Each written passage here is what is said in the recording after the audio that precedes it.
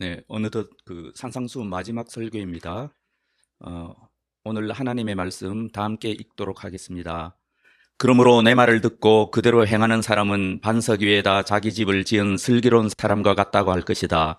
비가 내리고 홍수가 나고 바람이 불어서 그 집에 들이쳤지만 무너지지 않았다. 그 집을 반석 위에 세웠기 때문이다.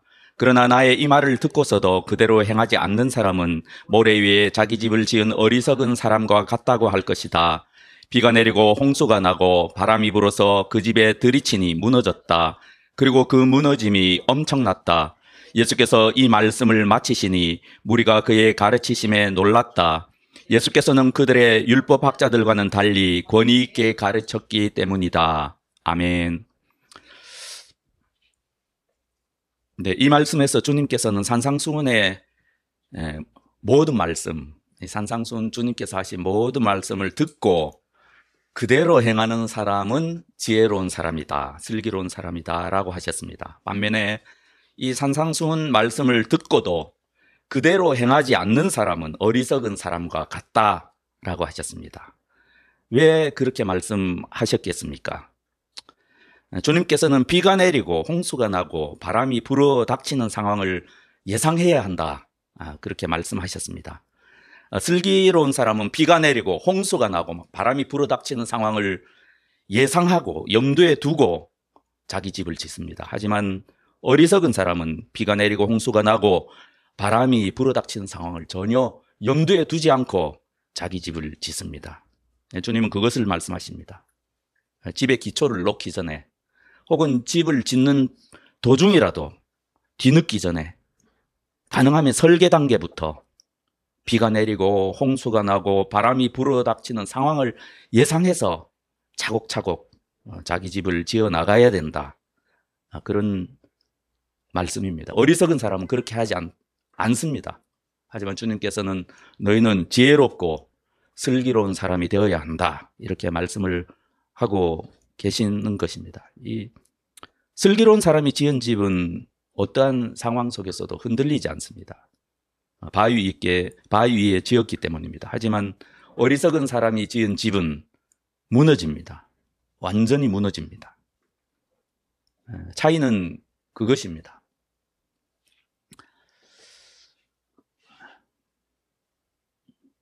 사실 우리가 가만히 보면 7장 13절부터 주님께서는 계속해서 똑같은 설교를 하고 계십니다. 계속해서 동일한 설교를 4번 반복하고 계십니다. 오늘 듣는 이 설교가 마지막 설교입니다. 똑같은 설교입니다. 모든 이 설교의 공통점이 무엇입니까? 속지 말라는 것입니다. 너희는 속아서는 안 된다. 몇 주 전으로 한번 돌아가 봅시다. 먼저 주님께서 하나의 그림을 먼저 우리에게 보여주시. 어떤 그림입니까? 넓은 문으로 들어가는 사람이 아주 많습니다. 하지만 좁은 문으로 들어가는 사람은 아주 작습니다. 그 그림을 우리에게 보여주십니다. 왜 좁은 문으로 들어가는 사람이 매우 적습니까? 그것은 그 좁은 물, 좁은 길, 걸어가는 그 길이 너무 힘들고 어렵기 때문입니다. 그래서 찾는 사람이 없습니다. 왜 이런 그림을 우리에게 보여주십니까? 속지 말라는 것입니다. 많은 사람이 가는 길이 생명의 길이 아니라는 것입니다. 그 길은 생명의 길이 아니다. 그것이 생명의 길인 줄 착각하지 말라. 속지 말라. 그래서 좁은 문으로 들어가라 라고 강하게 권면하시죠. 두 번째 그림이 무엇이었습니까? 양의 옷을 입은 일이었습니다. 양의 옷을 입은 일의 그림입니다. 이것이 무슨 교훈입니까? 겉모습에 속지 말라는 것입니다. 다른 사람을 볼 때에도, 설교자를 볼 때도, 예언자들을 볼 때에도, 심지어는 자기 자신을 볼 때에도 겉모습으로 속지 말라는 것입니다. 속을 보아야 한다는 것입니다. 나쁜 나무는 결국은 나쁜 열매를 맺을 것입니다. 좋은 나무는 좋은 열매를 맺을 것입니다. 그래서 우리는 겉으로는 절대 속아서는 안 되고 본질을 보아야 합니다.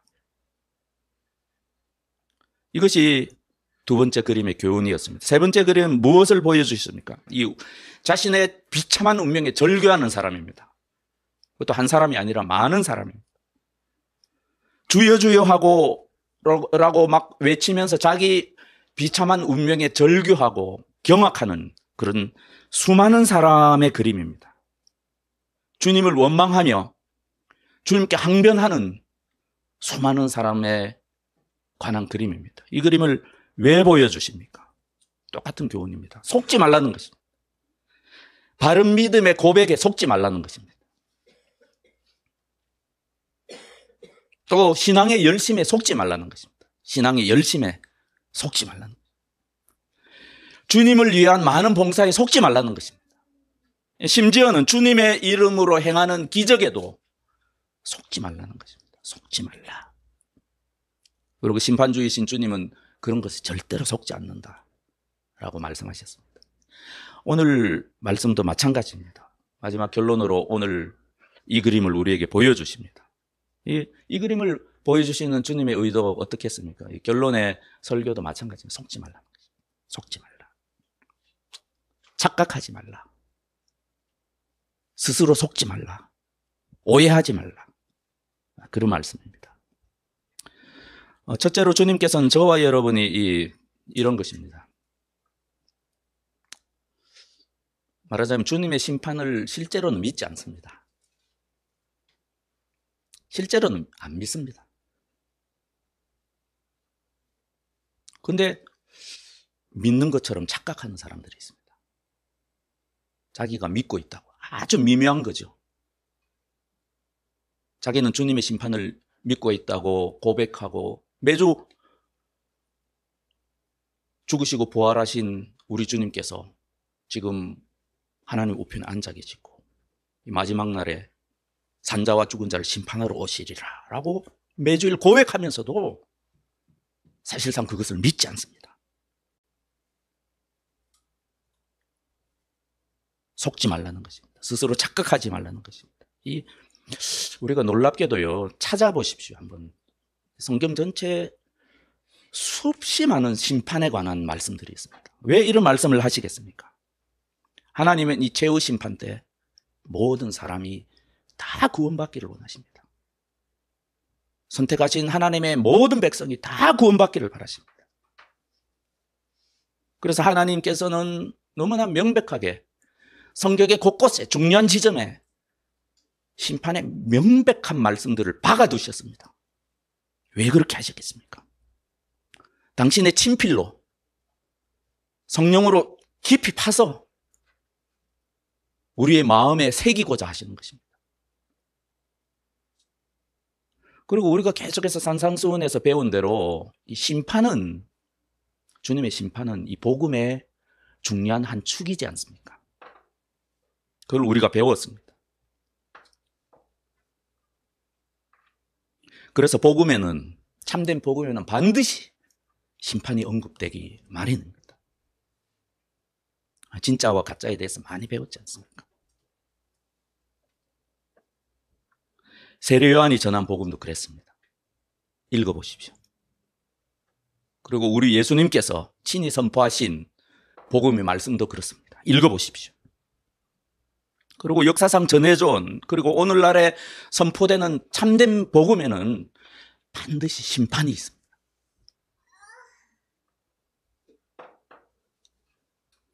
그런데 멸망이 정해진 저주받은 사람들은 심판을 싫어합니다. 받아들이지 않습니다. 인정하지 않습니다. 믿지 않습니다. 그래서 저렇게 살아가고 있는 것입니다. 이런 일들이 오늘날 많이 벌어지고 있습니다. 만약에 사람들이, 설교자가 축복의 복음만을 전하면 많은 사람들이 아마 복음을 받아들일 것입니다. 하지만 제가 심판과 저주의 복음까지 전하면 어떤 사람들이 믿을까요? 오직 선택하신 주님의 백성만 믿습니다. 심판을 믿는 것입니다. 구원과 영생을 믿는 것입니다. 지옥과 천국을 믿는 것입니다. 그것이 선택하신 백성과 저주받은 사람들의 차이입니다. 그래서 오늘날도 참된 복음이 선포되면 옛날이나 지금이나 마치 홍해가 갈라지듯이 저주받은 인생들과 축복받은 인생이 쫙 갈립니다. 어떤 사람들은 심판을 믿습니다. 삶이 달라집니다. 어떤 사람들은 믿지 않습니다. 혹은 주님의 말씀처럼 많은 사람이 착각합니다. 나는 심판을 믿는다. 믿기는 개뿔, 안 믿습니다. 믿는 것이 아닙니다. 이 사도 바울이 총독 벨렉스에게 복음을 전했지 않습니까? 이 기회를 얻어서 짧은 시간이었겠죠. 뭐 긴 말을 할 수 있었겠습니까? 총독 벨렉스에게 체포된 바울이 복음을 전했습니다. 어떤 복음을 전했습니까? 전형적인 복음입니다. 바울은 정의와 절제와 다가올 심판에 대해서 말했습니다. 벨릭스의 반응은 일반적인 전형적인 신자든 불신자들 전형적인 반응입니다.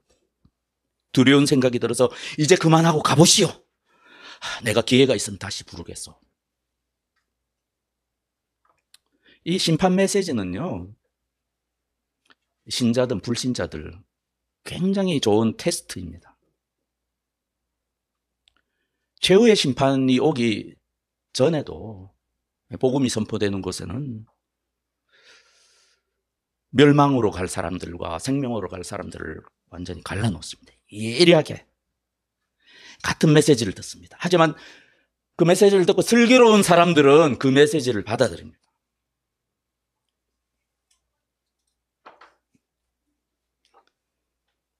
하지만 반면에 어리석은 사람들은 최후의 심판이 없는 것처럼 살아갑니다. 슬기로운 사람들은 심판을 준비합니다. 자기 인생을 심판을 촛대로, 심판을 목표로 그렇게 심판을 향해서 자기의 인생을 만들어갑니다.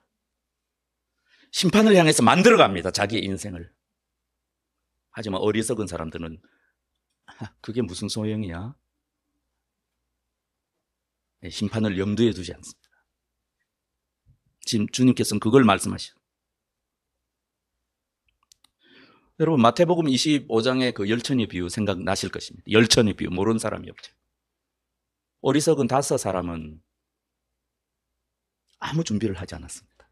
하지만 슬기로운 5사람은 기름을 준비했습니다.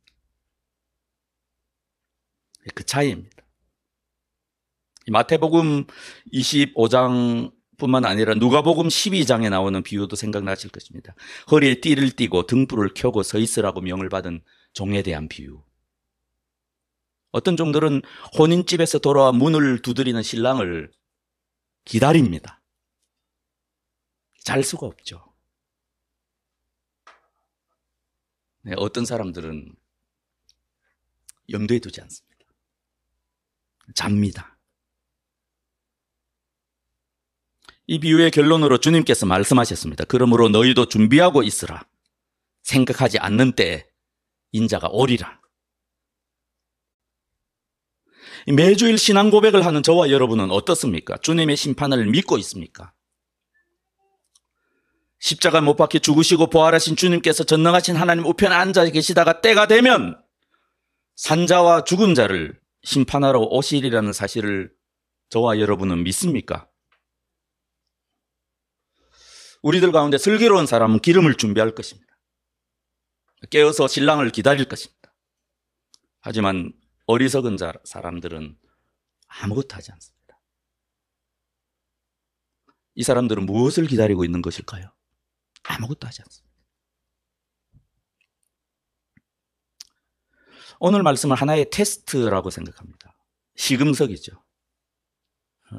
저와 여러분이 지금 주님의 재림을 기다리는, 재림하셔서 다시 오셔서 죽은 자와 산자를 심판하실 그날을 기다리는 자세로 살고 있는가? 성경의 모든 계시를 증언하셨던 우리 주님께서 그렇다, 내가 곧 가겠다라고 명백하게 선포하셨는데 이 성경 곳곳에 박혀있는 이러한 계시의 증언에 대한 나의 자세는 어떤가?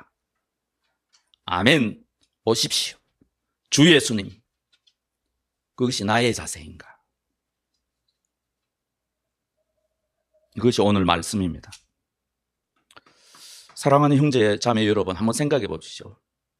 저와 여러분에게 한 번 죽는 것은 하나님이 정하신 것입니다. 필연적인 일이죠. 우리는 그것을 잘 알고 있지 않습니까? 우리는 한 번 죽습니다. 하지만 우리가 성경을 알고 있는 저와 여러분은 믿음의 비밀을 알고 있습니다. 이 비밀은 예수 그리스도의 십자가입니다. 이것은 과거의 사건입니다. 이것은 오직 선택하신 백성에게만 밝혀진 복음의 비밀입니다. 하지만 또 하나의 비밀이 있습니다. 이것은 과거의 비밀이 아니라 미래에 속한 비밀입니다. 이것 또한 선택하신 백성들에게만 계시되었습니다. 그것은 무엇입니까? 주님께서 다시 오시는 것입니다. 주님께서 다시 오십니다. 우리의 죽음이 필연적인 것처럼 주님께서 다시 오신다는 것도 필연적입니다. 정해진 일입니다.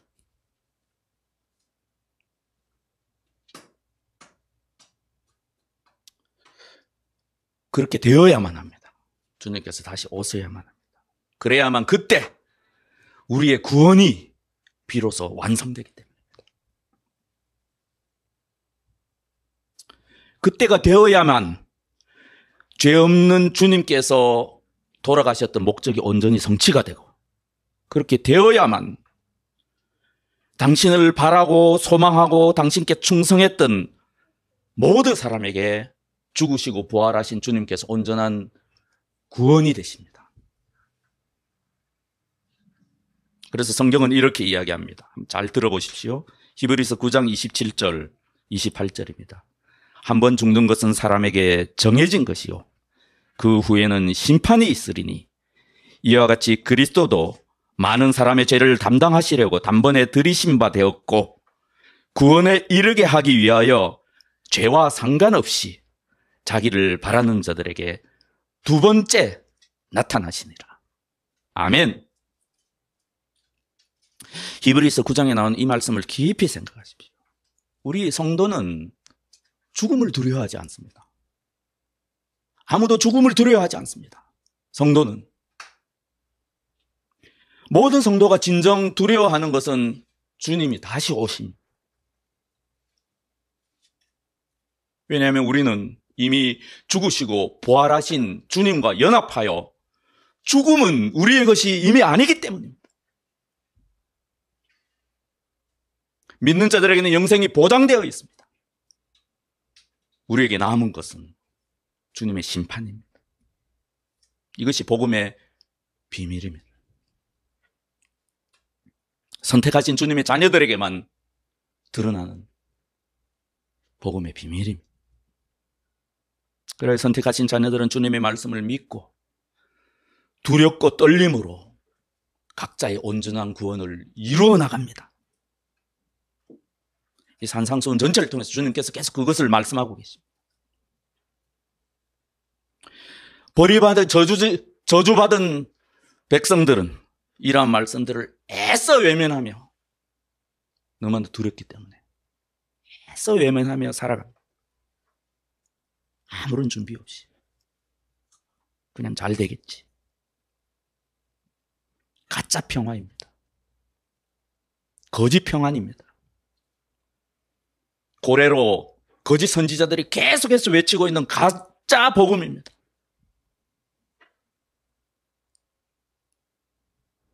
이 말씀을 떠올려 주실 겁니다. 한번 제가 읽어드리겠습니다. 갈라디아서 6장 7절 8절입니다. 자기를 속이지 마십시오. 하나님은 조롱받으실 분이 아닙니다. 사람은 무엇을 심든지 심은 대로 거둘 것입니다. 자기 육체에다 심는 사람은 육체에서 썩을 것을 거두고 성령에다 심는 사람은 성령에게서 영생을 거둘 것입니다. 성령에게서 영생을 거둘 것입니다. 사랑하는 형제자매 여러분, 우리는 명심해야 하겠습니다. 우리의 현재 삶이, 지금 나의 삶이 나의 미래의 운명을 결정짓습니다. 한번 중생하고 거듭나고 주님을 믿을 때만 결정되는 것이 아닙니다. 우리의 순간순간의 선택과 지금 현재 우리 오늘을 살아가는 저와 여러분의 순간순간의 선택과 순간 선택의 지금의 우리의 삶이 우리 미래를 결정하게 됩니다. 그래서 어떤 사람은, 어떤 믿음의 선배들은 구원은 순간의 선택이 아니라 우리 삶의 방향성이라고 그랬습니다. 우리의 삶의 방향성이다.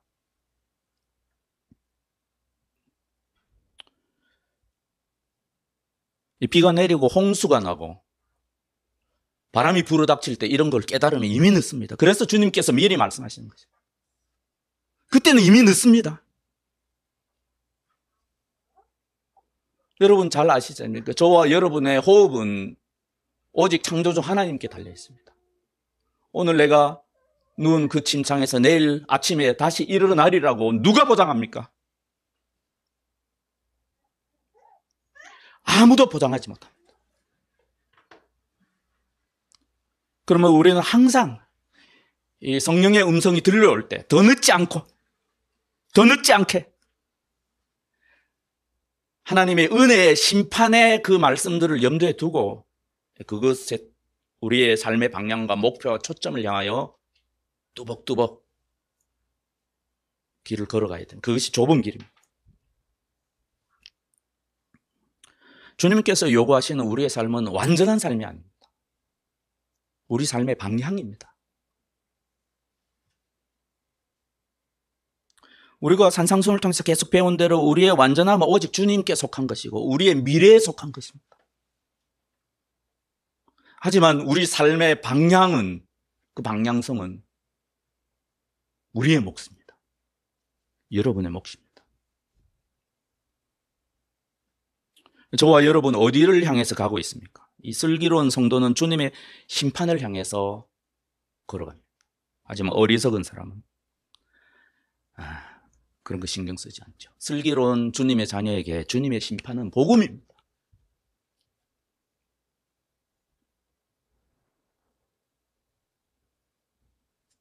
그래서 선택하신 주님의 모든 자녀들은 주님의 심판을 기다리고 있습니다. 왜냐하면 그날에 나의 억울함이, 나의 한이, 나의 원통함과 나의 속상함이 그날에만 해결될 것이기 때문에.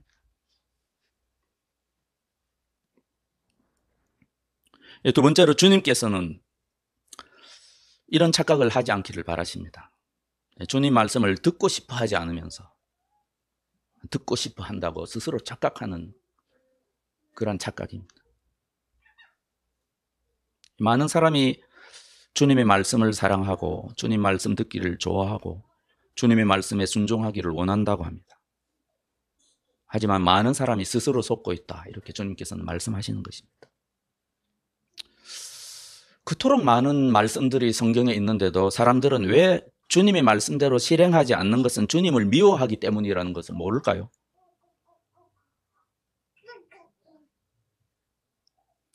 성경에 그렇게 주님께서 요한복음만 읽어봐도 그토록 많은 주님의 말씀들이 있는데 왜 많은 사람이 주님을 사랑한다고 고백하면서도 주님 말씀을 실행하지 않는 위선의 죄를 계속해서 범할까요? 왜 그토록 많은 그리스도인들이 주님께 말씀과는 정반되지 않습니까?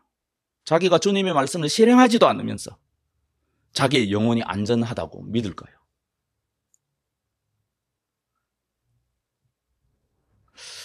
이 성경에 명백하게 적어두신 주님의 말씀들, 여러분 댁에 가서 한번 찾아보십시오.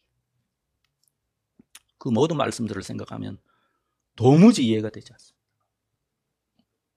내가 나를 사랑하면 나의 계명을 지키리라. 이어서 주님께서 나의 계명을 지키는 자라야 나를 사랑하는 자니 나를 사랑하는 자는 내 아버지께 사랑을 받을 것이요 나도 그를 사랑하여 그에게 나를 나타내리라고 하셨습니다. 이 말씀에 모호한 점이 있습니까? 착각할 만한 지점이 있습니까? 그런데도 어떻게 주님의 계명을 실천하지 않으면서 그토록 뻔뻔하게 주님의 사랑과 축복을 기대할 수가 있습니까? 그런 것은 없습니다, 여러분. 이런 말씀들을 나열하면 아마 끝이 없을 정도입니다. 그런데도 어떻게 믿음과 실천을 분리할 수가 있다는 말입니까? 그런 건 없습니다. 기독교는 기본적으로 가장 독특한 실천의 종교입니다. 구약 처음부터 신약 마지막까지 다 그렇습니다.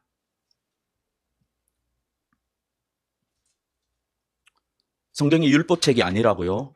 거짓말입니다. 처음부터 끝까지 다 하나님의 율법입니다. 뿐만 아니라 다른 종교들과는 많이 다른 점이 있어요. 그것은 성경만이 결국은 하나님의 자녀는 이 모든 율법을 지킬 수 있게 될 것이라고 말씀하십니다. 결국은 내가 그렇게 만들겠다. 이렇게 말하는 유일한 종교입니다. 우리가 산상수훈을 배웠지 않습니까? 그래서 우리는 잘 알고 있습니다. 이것이 저와 여러분이 믿는 기독교입니다. 기본적으로, 본질적으로 실천의 종교이고, 그래서 믿음과 실천은 분리할 수가 없습니다. 속지 마십시오, 여러분. 그러므로 기독교의 본질은 예수님을 사랑하는 것입니다. 그것이 믿음의 본질입니다.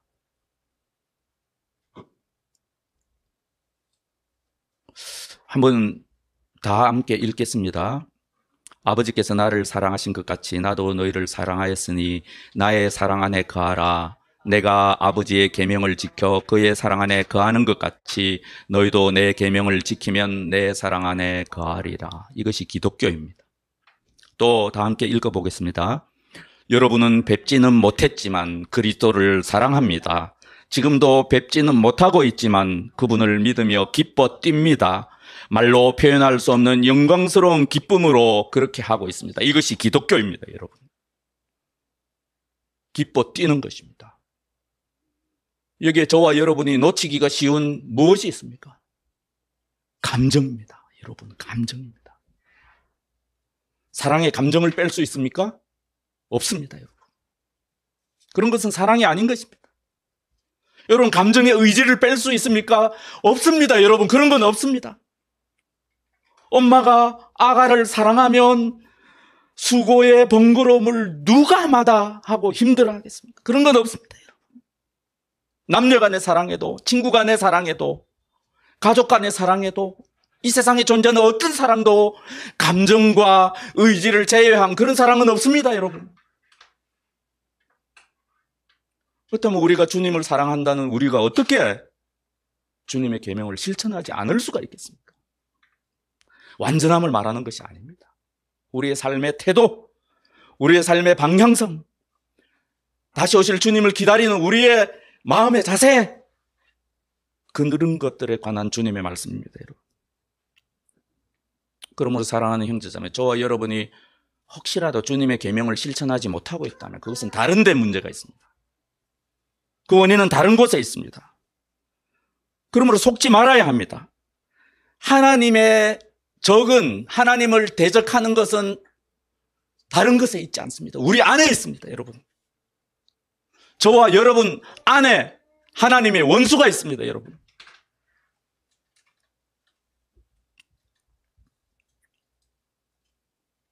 어떤 사람은 환경에 핑계를 댑니다. 어떤 사람은 생계에 핑계를 대고, 어떤 사람은 설교자의 능력 없는 설교에 핑계를 대고, 어떤 사람은 다른 교인들의 연약함과 미성숙함에 핑계를 대고, 심지어 자기 나이를 핑계를 대는 사람도 보았습니다. 심지어 어떤 사람은 자기 지혜와 지식의 한계를 푸념하기도 합니다. 하지만 형제자매 여러분, 사랑은 그런 것이 아닙니다. 그러므로 하나님을 대적하고 하나님을 미워하고 하나님의 말씀에 불순종하게 하는 그 대적은 다른 것에 있지 않습니다. 우리 안에 있습니다. 저와 여러분 안에 있는 육신의 생각, 그것이 하나님의 원수입니다. 그래서 성경은 이렇게 말합니다. 다 함께 읽어보겠습니다.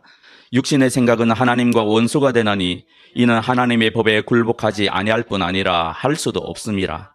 육신에 있는 자들은 하나님을 기쁘시게 할 수 없느니라. 우리 안에 육신이 하나님의 법에 굴복할 수 없게 만들기 때문에 주님께서 산상수훈의 말씀 안에 있는 대로 구하고 찾고 두드리는 자에게 성령을 주시는 것입니다.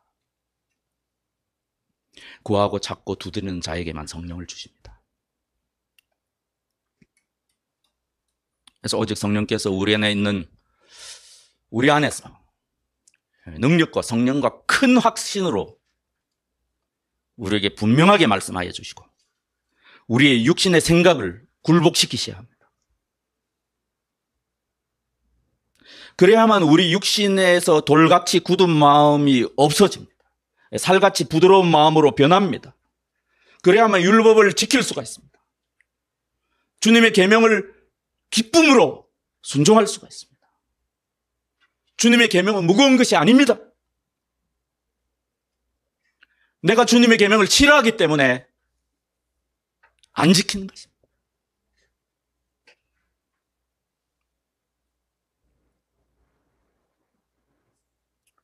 구하고 찾고 두드리는 자에게만 하나님께서 오래전부터 예언자를 통해서 약속하신 그 일이 이루어집니다. 우리들 마음을 돌같이 굳은 마음을 살같이 부드럽게 하시고 그 마음에 하나님의 율법을 직접 쓰시고 그 율법을 지킬 수 있게 하나님께서 그렇게 해주십니다. 여러분, 그래서 예수 그리스도께서 죽으신 것입니다. 왜 죽으셨습니까? 하나의 중요한 대답은 성령을 보내주시기 위해서 죽으셨습니다. 죽으시고 부활하셔야만 성령을 우리들에게 보내줄 수가 있다. 이것이 요한복음의 주님의 말씀입니다. 그래서 뭐라고 말씀하십니까? 한번 다 함께 읽어보겠습니다. 너희가 나를 사랑하면 내 계명을 지킬 것이다. 내가 아버지께 구하겠다.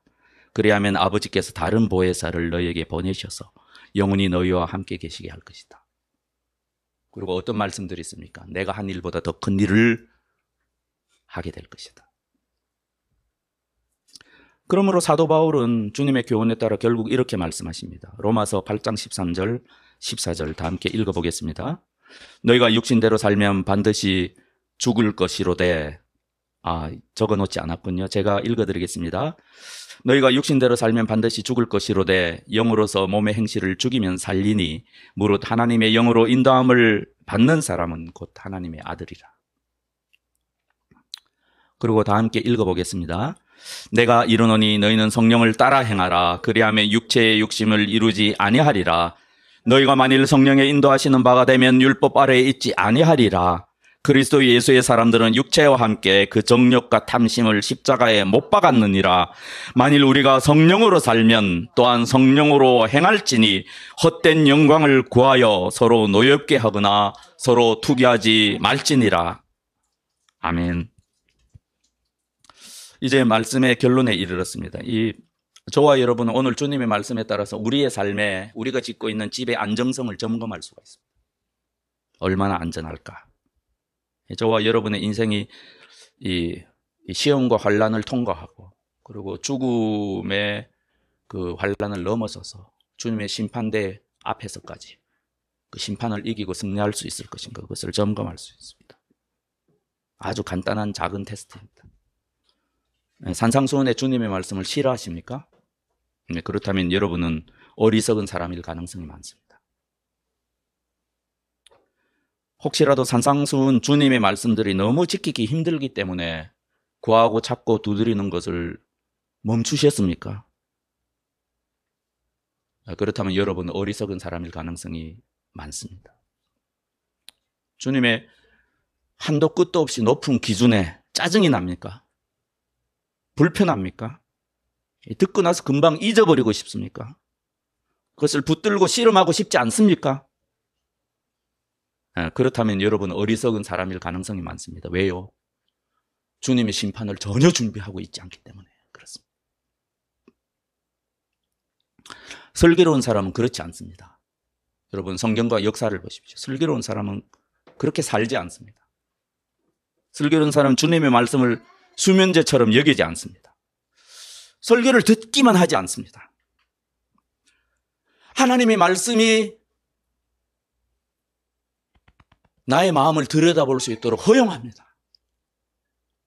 이것은 미묘하지만 굉장히 중요한 차이입니다. 하나님의 말씀이 자기 속을 헤집어서 자기 죄를 들추어내고 자기의 무가치함과 그 주님의 사랑과 은혜를 깨닫게 하시는 것을 기뻐합니다. 자기가 낮아지고 그리스도께서 높아지는 그 성령의 역사를, 주님의 말씀을 통한 역사를 기뻐합니다. 참된 설교자가 강단에서 얼마나 많이 쫓겨났습니까? 사람들이 이런 것을 싫어하기 때문에.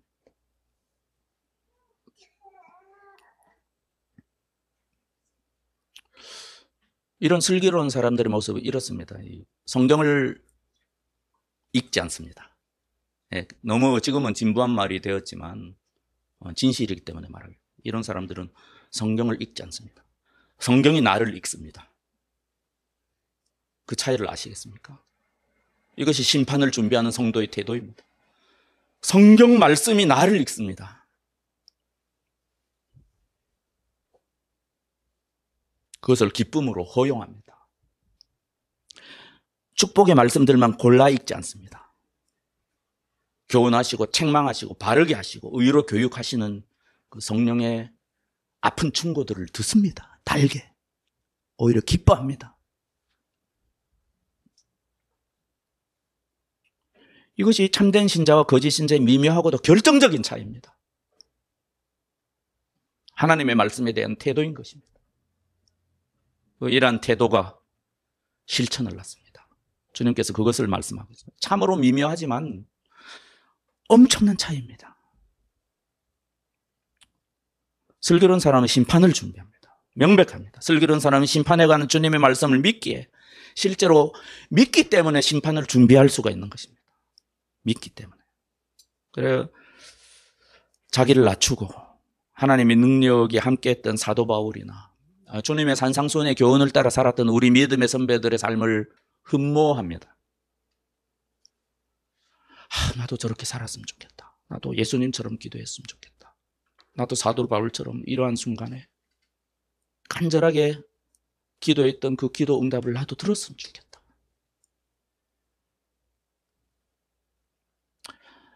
아주 겸손하게 말하는 우리 믿음의 선배들의 신령한 체험들, 기도 응답들, 하나님의 살아계심과 그분의 사랑과 은혜를 경험했던 그런 경험들, 나도 그런 경험을 했으면 좋겠다. 그러면 내가 좀 더 힘있게 주님을 사랑할 수 있을 텐데.